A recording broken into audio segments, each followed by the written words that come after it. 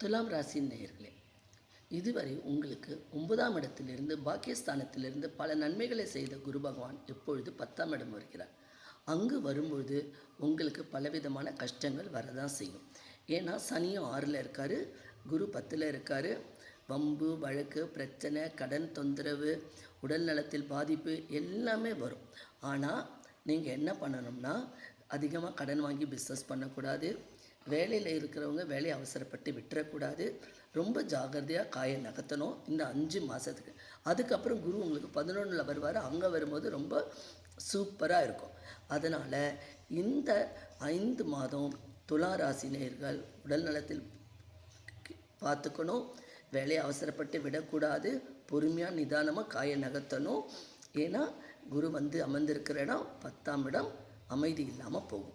ஆனால் குருவோட பார்வை 2, 4, 6ல் இருக்குது. அதனால் உங்களுக்கு வருமானம் வரும், தாயார் அரவணைப்பு கிடைக்கும். 6ஆம் இடத்துலையும் கடன்லாம் இருந்தாலும் கொஞ்சம் கொஞ்சமாக செட்டில் பண்ணிடுவீங்க, கவலை வேண்டாம். ஓகே துலாம் ராசி நேயர்களே, இந்த எபிசோடு உங்களுக்கு பிடிச்சிருக்கோன்னு நினைக்கிறேன். மீண்டும் அடுத்த எபிசோடில் சந்திப்போம். நன்றி, வணக்கம்.